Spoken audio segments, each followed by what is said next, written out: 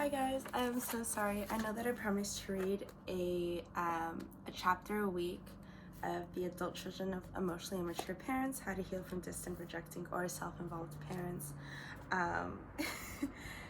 I've just been really busy. I don't know how many weeks it's been since I read the last chapter. It was early September and we're in mid-November now, so it's been quite a lot of weeks in between, but without further ado, this is chapter 2, Recognizing the Emotionally Immature Parent. It can be hard to look at your parents objectively because it might feel like you're betraying them, but that isn't the motive here. In this book, our mission is not to disrespect or betray your parents, but to finally see them objectively. I hope you'll see that the discussions of emotionally immature parents in this book are informed by a deep understanding of the reasons for their limitations. As you'll see, much of their immature, hurtful behavior is unintentional.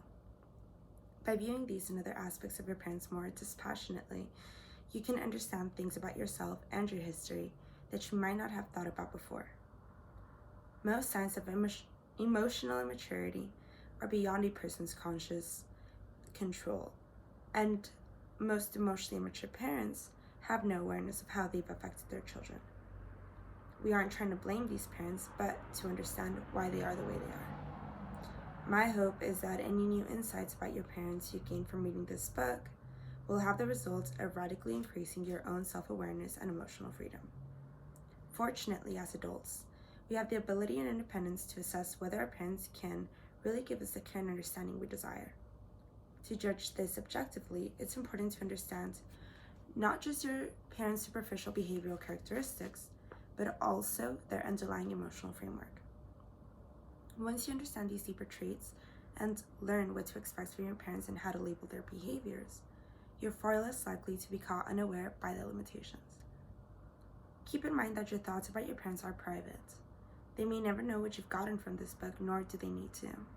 The goal is for you to gain the self-confidence that comes from knowing the truth of your own story. You aren't betraying your parents by seeing them accurately. Thinking about them objectively can hurt them, but it can help you. As you saw in the previous chapter, emotionally immature parents can have devastating impacts on their children's self-esteem and relationships in adulthood. The effects can range from mild to severe, depending on the parent's level of immaturity, but the net effect is the same. The children feel emotionally unseen and lonely. This erodes their children's sense of their own livability and can lead to excessive caution about emotional intimacy with others. So this next part is going to be an exercise where you assess your parents' emotional immaturity. Human emotional immaturity has been studied for a long time. However, over the years, it has lost ground to an increasing focus on symptoms and clinical diagnosis, using a medical disease model to quantify behaviors as illnesses suitable for insurance reimbursement. But in terms of deep understanding of people, assessing emotional immaturity is often far more useful, as you're likely to discover when reading this chapter and by completing this exercise. And okay, so I will be reading the following statements, and you can just make a mental note whether or not any of these describe your parent or parents. Okay, 1. My parents often overreacted to relatively minor things. 2. My parents didn't express much empathy or emotional awareness. 3. When it came to emotional closeness and feelings, my parents seemed uncomfortable and didn't go there. 4. My parents was often irritated by individual differences or different points of view. 5. When I was growing up, my parents used me as a confidant, but wasn't a confidant for me. 6. My parent often said and did things without thinking about people's feelings. 7. I didn't get much attention or sympathy from my parents, except maybe when I was really sick. It was that 7? Sorry. 1, 2, 3, 4, 5, 6. Okay. 8. My parents was inconsistent, sometimes wise, sometimes unreasonable. 9. If I became upset, my parents either said something superficial and unhelpful or got angry and sarcastic. 10. Conversations mostly centered on my parents' interests. 11. Even polite disagreements can make my parents very defensive. 12. It was deflating to tell my parents about my successes because it didn't seem to matter. 13. Facts and logic were no match for my parents' opinions. Did I say 13 or 14? Shit. 1, 2, 3, 4, 5, 6, 7, 8, 9, 10, 11, 12, 13. Okay, I'm so sorry. 14. My parent wasn't self-reflective and rarely looked at his or her role in a problem. 15. My parent tended to be black and white thinker and unreceptive to new ideas. How many of these statements describe your parent? Since all of these items are potential signs of emotional maturity, checking more than one suggests you very well may have been dealing with an emotionally immature parent. Personality pattern versus temporary emotional regression. There's a difference between a pattern of emotional immaturity and a temporary emotional regression. Anyone can briefly lose emotional control or become impulsive when tired or stressed, and most of us have plenty to cringe about when we look back on certain moments in our lives. However, when a person has a personality pattern of emotional immaturity, certain behaviors show up repeatedly. These behaviors are so automatic and unconscious that people are unaware of doing them. Emotionally immature people don't step back and think about how their behavior impacts others. There's no cringe factor for them, so they seldom apologize or experience regret. Defining maturity. Before we explore emotional maturity, let's take a look at emotionally mature functioning. Emotional maturity isn't a murky matter of opinion. It has been well and famously studied. Emotional maturity means a person is capable of thinking objectively and conceptually while sustaining deep emotional connections to others. People who are emotionally mature can function independently while also having deep emotional attachments, smoothly incorporating both into their daily life. They are direct about pursuing what they want, yet do so without exploiting other people. They've differentiated from their original family relationships sufficiently to build a life of their own. They have a well-developed sense of self and identity, and treasure their closest relationships. Emotionally mature people are comfortable and honest about their own feelings, and get along well with other people, thanks to their well-developed empathy, impulse control, and emotional intelligence. They are interested in other people's inner lives, and enjoy opening up and sharing with others in an emotionally intimate way. When there's a problem, they deal with others directly to smooth out differences. Emotionally mature people cope with stress in a realistic, forward-looking way, while consciously processing their thoughts and feelings. They can control their emotions when necessary, anticipate the future, adapt to reality, and use empathy and humor to ease difficult situations and strengthen bonds with others. They enjoy being objective and know themselves well enough to admit their weaknesses.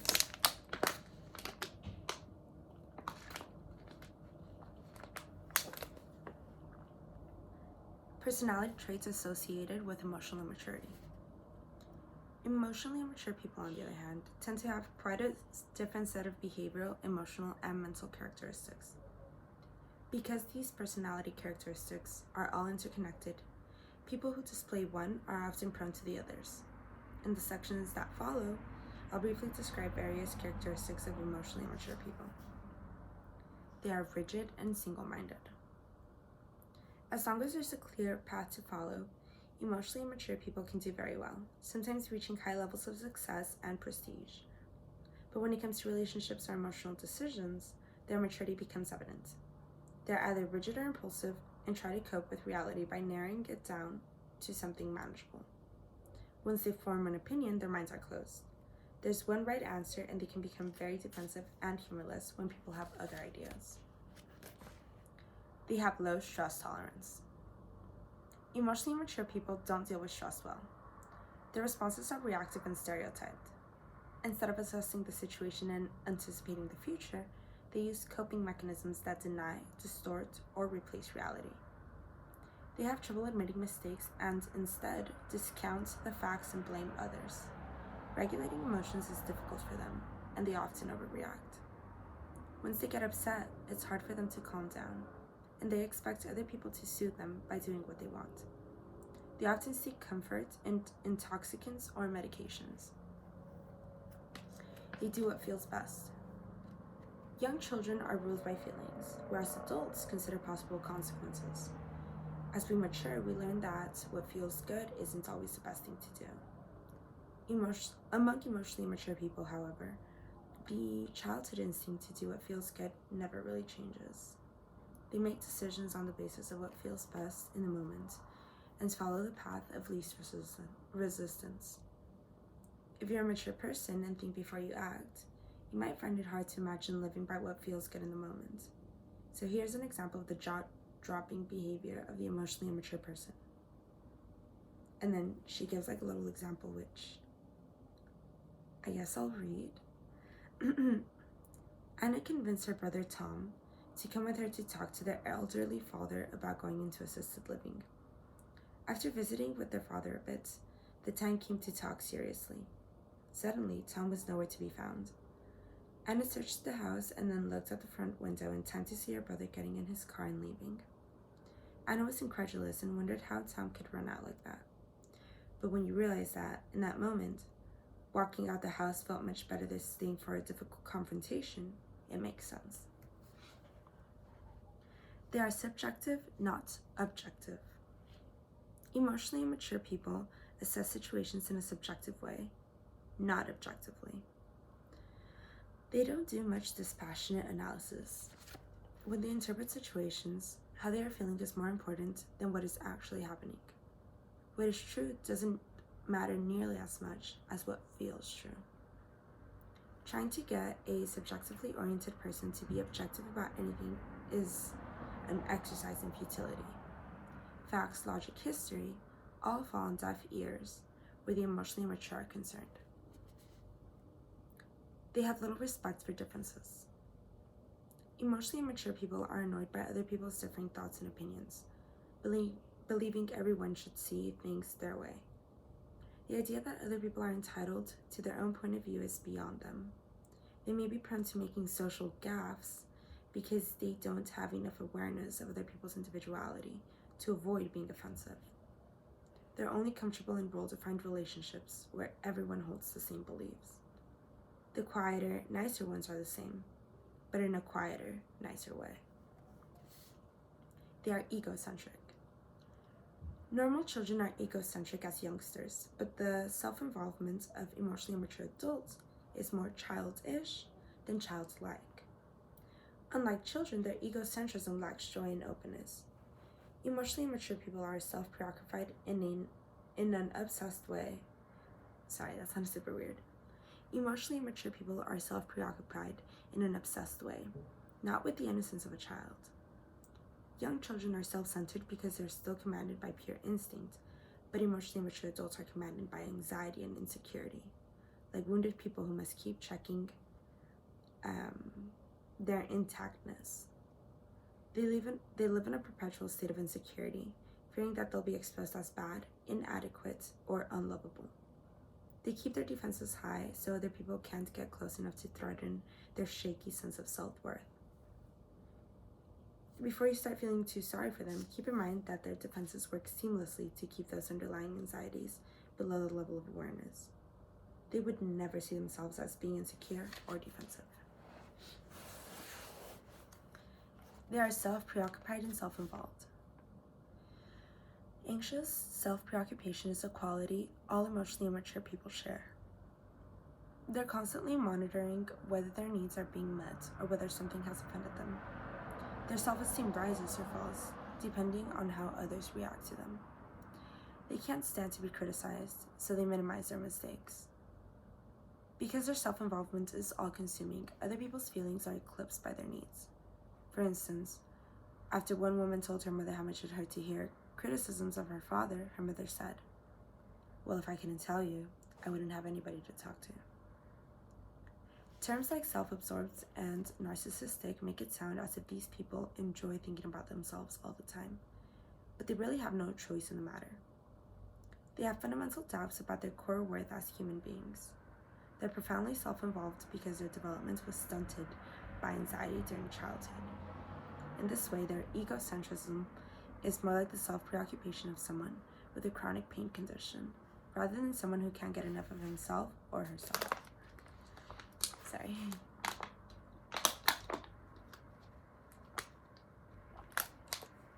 I feel like when I speak too much, my voice just, I don't know, sounds weird. Anyways, they are self-referential, not self-reflective. Emotionally mature people are highly self-referential, meaning that in any interaction, all roads lead back to them. However, they aren't self-reflective. Their focus on themselves isn't about gaining insight or self-understanding. It's about being the center of attention. As you talk to them, self-referential people will turn whatever you say back to one of their own experiences. An example would be a mother listening to her daughter describe a relationship crisis and using it as a springboard to talk about her own divorce. Another example would be parents who upstage their child's victory with recollections of their own accomplishments. Those who are more socially skilled might listen more politely, but you still won't hold their interest. They may not overtly change the subject, but they won't ask follow-up questions or express curiosity about the details of your experience. They're more likely to bring the conversation to a close with a pleasant comment that effectively ends it, such as, "That's wonderful, dear. I know you had a good time." Because they lack self-reflection, emotionally immature people don't consider their role in a problem. They don't assess their behavior or question their motives. If they cause a problem, they dismiss it by saying they didn't intend to hurt you. After all, you can't blame them for something they didn't mean to do, right? In this way, their egocentric focus remains on their intention, not the impact on you. They like to be the center of attention. Like children, emotionally mature people usually end up being the center of attention. In groups, the most emotionally immature person often dominates the group's time and energy. If other people will allow it, all the group's attention will go to that person, and once this happens, it's hard to redirect the group's focus. If anyone else is going to get a chance to be heard, someone will have to force an abrupt transition, something many people aren't willing to do. You may wonder whether these people are just being extroverted. They aren't. The difference is that most extroverts easily follow a change of topic. Because extroverts crave interaction, not just an audience. They're interested and receptive when others participate. Extroverts do like to talk, but not with the person of shutting everyone else down. They promote role reversal. Role reversal is a hallmark of emotionally immature parenting. In this case, the parent relates to the child as if the child were the parent, expecting attentiveness and comfort from the child. These parents may reverse roles and expect their child to be the confidant, even for adult matters. Parents who discuss their marriage problems with their children are an example of this kind of reversal. Other times, parents might expect their children to praise them and be happy for them, just as a child might expect from a parent.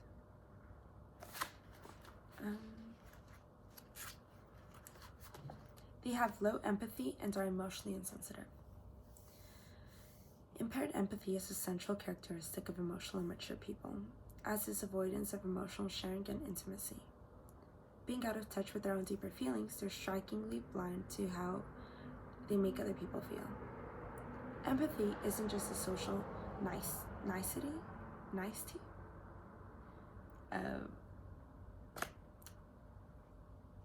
Let's skip over that. It's a necessity for true emotional intimacy. You can't keep a deep relationship without it. My favorite definition of empathy comes from an infant's attachment researchers Clausen, Karen Grossman, and Anna Schwann, who described empathy as a sensitive mother's ability to, and I quote, see and to feel states and intentions from the baby's point of view, end quote. This definition includes being aware of both emotions and intentions. Beyond just sympathy, it entails correctly reading people's interests and how their will is being directed. The highest form of empathy requires an effort of imagination, which has been called mentalization. meaning the ability to imagine that other people have their own unique minds and thought processes. Developmental psychologists refer to this as having a theory of mind. Acquiring this ability is an important developmental milestone for Sorry, I'm really tired. Let's try the sentence again.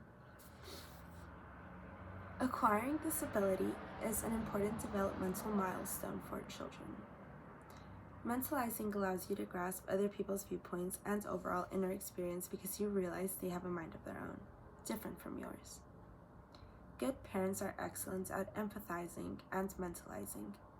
Their interest in the child's mind makes the child feel seen and understood. It's also an indispensable characteristic for leadership in business, the military, or any situation where understanding and predicting the motives of others is central. Empathy is the bedrock component of emotional intelligence, which is essential to social and occupational success.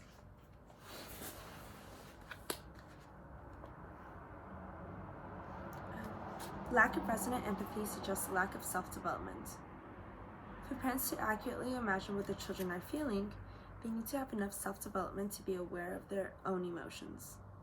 If they haven't developed their own emotional self-awareness, they can't resonate with how others, including their own children, might feel inside.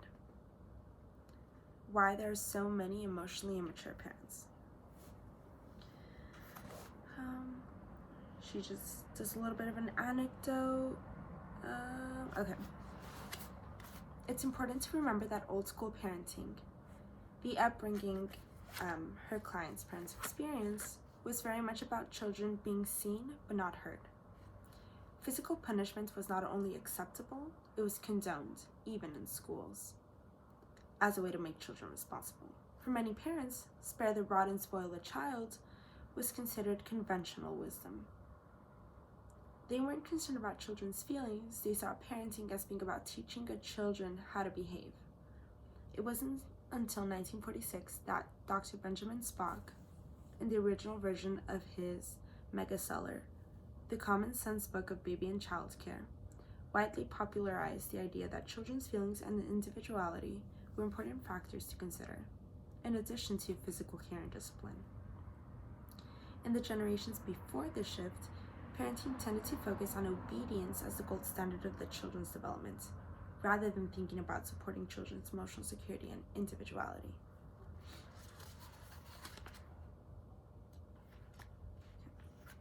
Deeper effects of being emotionally shut down. Of course, emotionally immature parents were once children themselves, and as children, they may have had to shut down many of their deepest feelings in order to be acceptable to their own parents. It's likely that Ellie, I skipped over that example, so let me just, okay. It may be that many emotionally immature parents weren't allowed to explore and express their feelings and thoughts enough to develop a strong sense of self and a mature individual identity. This made it hard for them to know themselves, limiting their ability to engage in emotional intimacy. If you don't have a basic sense of who you are as a person, you can't learn how to emotionally engage with other people at a deep level. This arrested self-development gives rise to additional, deeper personality weaknesses that are common among emotionally mature people. They are often inconsistent and contradictory. Instead of having a well-integrated sense of who they are, emotionally immature people are more like an amalgam of various borrowed parts, many of which don't go together well. Because they had to shut down important parts of themselves out of fear of their parents' reactions, their personalities formed in isolated clumps, like pieces of a puzzle that don't fit together. This explains their inconsistent reactions, which makes them so difficult to understand. Because they probably weren't allowed to express and integrate their emotional experiences in childhood, these people grow up to be emotionally inconsistent adults. Their personalities are weakly structured, and they often express contradictory emotions and behaviors. They step in and out of emotional states, never noticing their inconsistency. When they become parents, these traits create emotional bafflement in their children. The inconsistency means that, as parents, emotionally mature people may be either loving or detached, depending on their mood. Their children feel fleeting moments of connection with them, but don't know when or under what conditions their parent might be emotionally available again. This sets up what behavioral psychologists call an intermittent reward situation, meaning that getting a reward for your efforts is possible, but completely unpredictable. This creates a tenacious resolve to keep trying to get the reward, but once in a while, these efforts do pay off.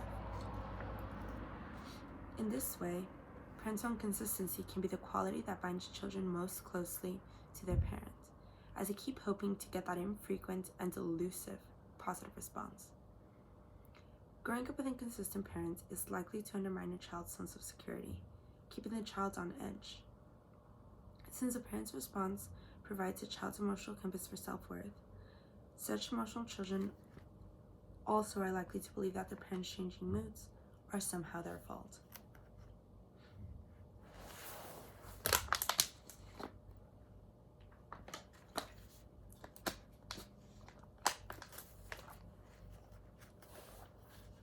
They develop strong defenses that take the place of the self.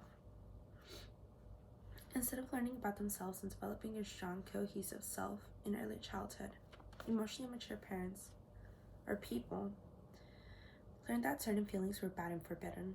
They unconsciously developed defenses against experiencing many of their deeper feelings. As a result, energies that could have gone toward developing a full self were instead devoted to suppressing their natural instincts, resulting in a limited capacity for emotional intimacy.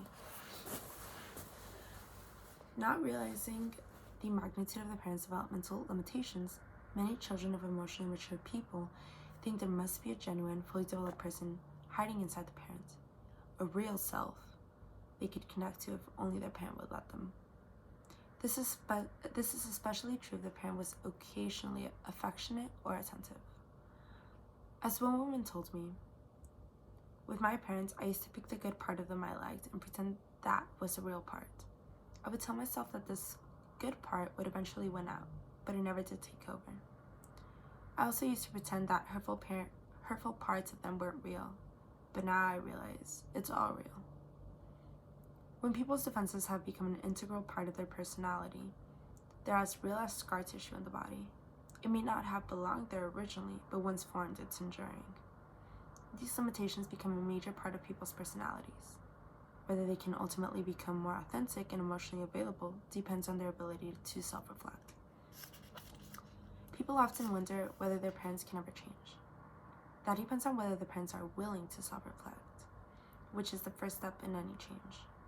Unfortunately, if the parents aren't interested in noticing their impacts on others, they have no impetus to look at themselves. Without such self-reflection, there's no way to change. Incomplete development leads to emotional limitations.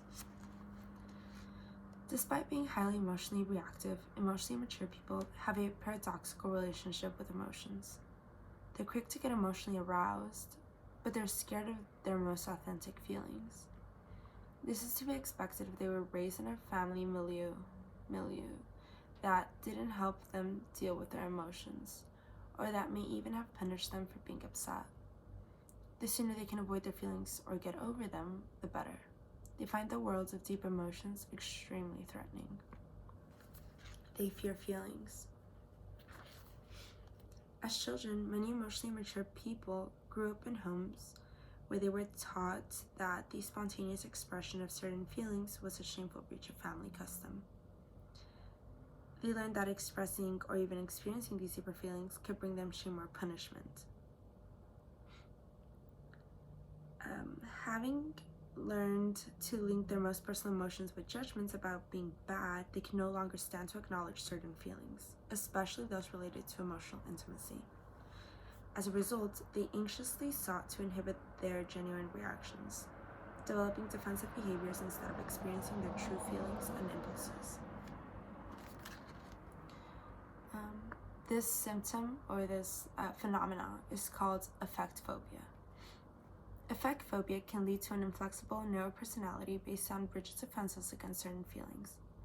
As adults, these emotionally immature people have an automatic anxiety reaction when it comes to deep emotional connection. Most genuine emotion makes them feel exposed and extremely nervous. Throughout life, their energy has been devoted to creating a defensive facade that protects them from the emotional vulnerability with other people. To avoid dangerous emotional intimacy, they stick to a well-worn life script and resist talking about or processing emotions, including in relationships. As parents, they pass down this fear of vulnerable emotions to their children. In such families, the saying, "I'll give you something to cry about," is a common parental response to an upset child. Many children of emotionally phobic parents develop the fear that if they start crying, they'll never stop, which arises because they were never allowed to find out that crying naturally stops on its own when allowed its full expression.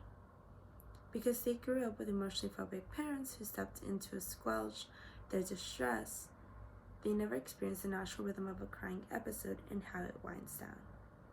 It's easy to see how children growing up under these conditions could become fearful of their own emotions. In fact, even positive feelings of joy and excitement can become associated with anxiety. They focus on the physical instead of the emotional.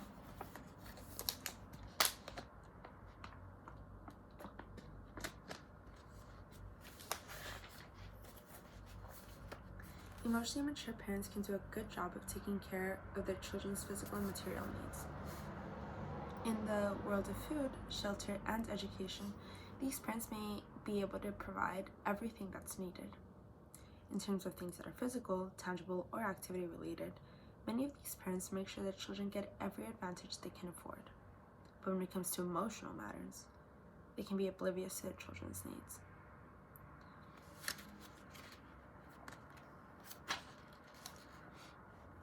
This makes sense because caretaking, it's just another example.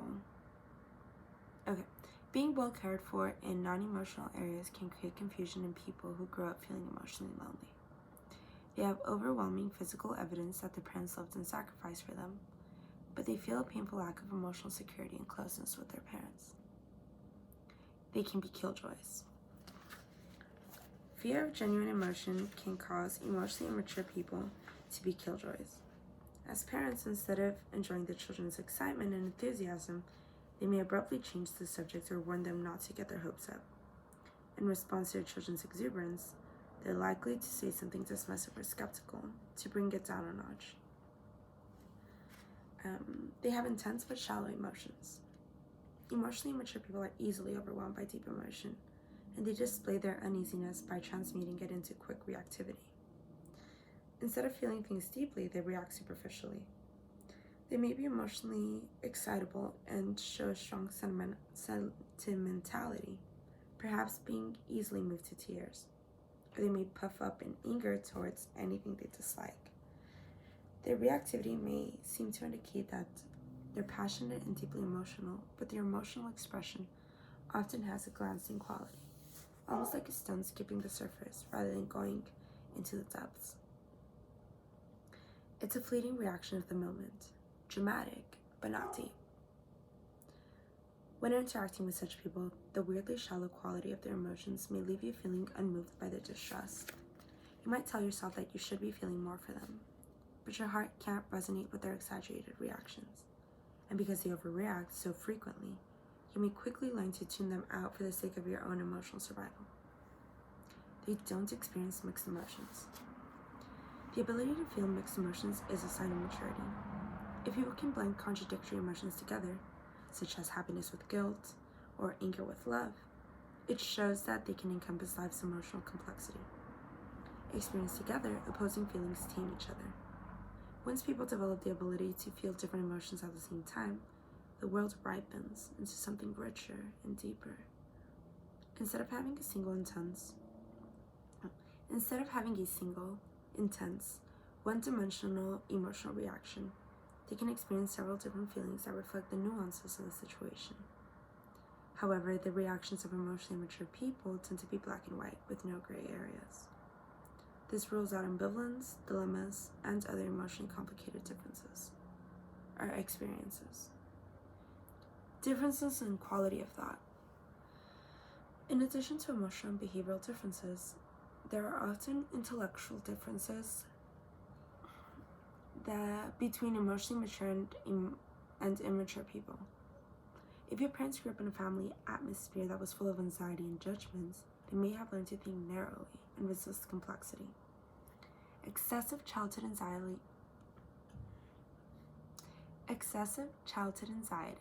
leads not only to emotional immaturity, but also to oversimplified thinking that cannot hold opposing ideas in mind. Regressive or punitive family environments typically don't encourage free thinking or self-expression, and therefore aren't conducive to fully developing one's mind. Difficulties with conceptual thinking. Starting in adolescence, children begin to think conceptually, enabling them to solve problems with logic and reasoning instead of knee-jerk impulses. Accelerated brain development means they become both more objective and more imaginative. They can group ideas in categories and quickly think in symbols. They go beyond simply memorizing things and start to evaluate ideas, not just compare facts. They're able to think independently and hypothetically, and to generate new insights from previous knowledge. As children enter their teen years, their ability to self-reflect skyrockets because they become able to think about their own thinking. However, the intense emotions and anxiety that emotionally immature people experience can decrease their ability to think at this higher level. Since they are often at the mercy of the emotions, their higher thinking can easily fall apart under stress. In fact, their frequent lack of self-reflection comes from this tendency to regress and temporarily lose their ability to think about what they're thinking. When emotion-inducing topics come up, their mind falls into a rigid black or white thinking that rejects complexity and precludes any cross-pollination of ideas. Emotionally mature people who are otherwise intelligent can think conceptually and show insight as long as they don't feel too threatened in the moment. Their intellectual objectivity is limited to topics that aren't emotionally arousing to them. This can be puzzling to their children who experience two very different sides to their parents, sometimes intelligent and insightful, other times narrow-minded and impossible to reason with. Proneness to literal thinking. If you listen to the conversations of emotionally mature people, you may notice how routine and literal their thinking is. Jeez, I'm so sorry. It's been a long couple of weeks. I'm pretty tired, but I felt super bad because I didn't realize that so many weeks have passed and I didn't follow up on the book. Okay, sorry. They tend to talk about what happens or what they observed, not the worlds of feelings or ideas. For example, one man found his mother's phone conversations draining and boring because she never talked about anything substantive. Instead, she only asked him mundane questions like what he was doing at the moment or what the weather was like.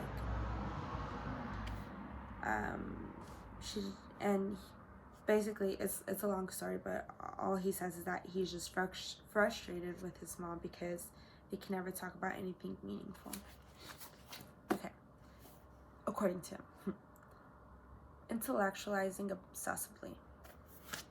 Another cognitive sign of emotional immaturity is over-intellectualizing and getting obsessed about certain topics. In those areas, emotionally immature people can conceptualize well, indeed excessively, but they don't apply their ability to self-reflection or being emotionally sensitive toward others. Their preoccupation with ideas distracts them from the emotional intimacy. They may discuss their favorite topics at length, but they don't really engage the other person. As a result, they can be as hard to talk to as overtly literal thinkers.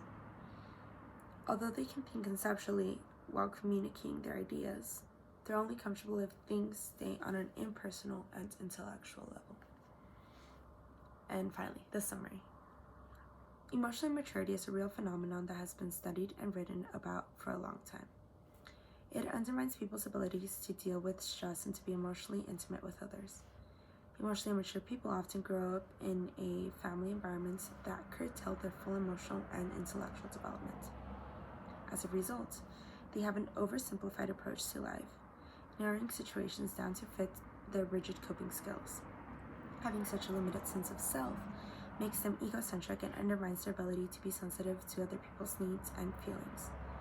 The reactive emotions, lack of objectivity, and fear of emotional intimacy can make close relationships difficult, especially when it comes to their children. In the next chapter, we'll take a look at what it feels like to have a relationship with an emotionally immature parent, along with the challenges adult children face in trying to communicate with such parents. Okay, thank you for listening. So that was chapter 2. Once again, I apologize. Things got like really hectic for me.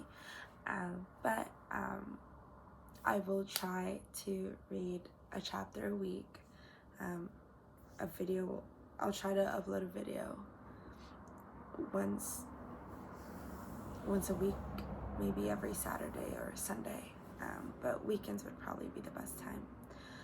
Additionally, if you have any other ideas, maybe you don't like this book, maybe you want me to read another book, or maybe you do like this book and you'd like me to read through all of the examples, or give my own personal thoughts or whatever, please like DM me or put it in the comments or anything. Let me know, just because I know that